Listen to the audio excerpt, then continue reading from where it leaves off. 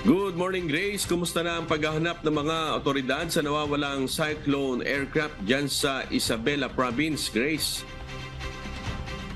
Good morning, amigo. Pang-limang araw na nga ngayon sa paghahanap sa nawawalang eroplano mula pa noong November 30, araw ng Huwebes.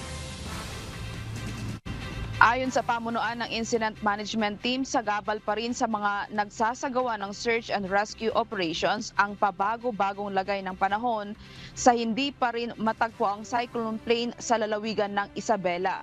Sa isinasagawang pagpupulong kahapon na pinangunahan ni Isabela Philippine Disaster Risk Reduction and Management o PDRRM Officer Attorney Constante Foronda, nakahanda na ang grupo ng Incident Management Team na mga magsasagawa ng paghanap sa nawawalang eroplano, subalit nakadepende pa rin sila sa magiging lagay ng panahon.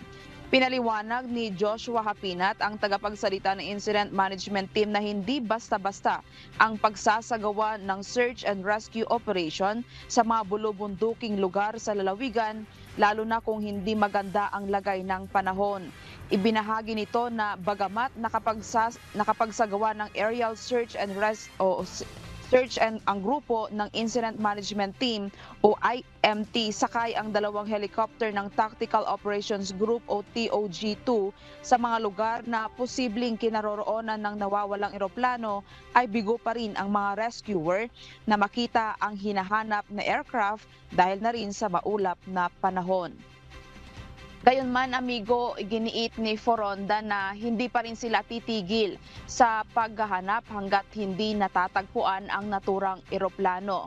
Samantala, amigo, naka-standby naman ang AK9 Mandog Sniper Volunteers Organization, kung saan mangangailangan ng karagdagang puwersa ang Incident Management Team Isabela sa paghahanap sa nawawalang Piper Cherokee plane sa kabundukan ng Sierra Madre. Amigo, ayon kay retired Colonel Red Oliva Lim, leader ng grupo, na mula pa sa Santo Tomas, Batangas, ay nakahanda ang 8 nilang tauhan kasama ang 4 na scent tracking dogs para sa pagsasagawa ng search and rescue operations.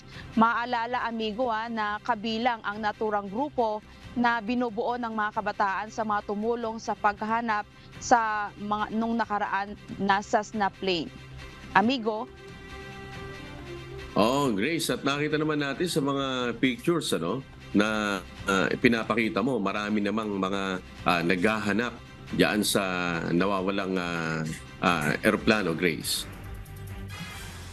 Yes, amigo, sa Philippine National Police pa lang dito sa Isabela ay 44 na pulis na ang tumutulong para mahanap na nga itong eroplano. Maging ang ating mga katutubo dito sa lugar ng Palanan, Isabela, ay tumutulong na rin para nga mahanap nitong nawawalang eroplano. Meron ding grupo ng mga volunteers at ng mga civilians, pati na ng Philippine Army dito sa lugar para nga mapabilis itong paghahanap ng eroplano. Amigo? Alright, maraming salamat, Grace Flores, nag-uulat ng live mula sa Baguio City.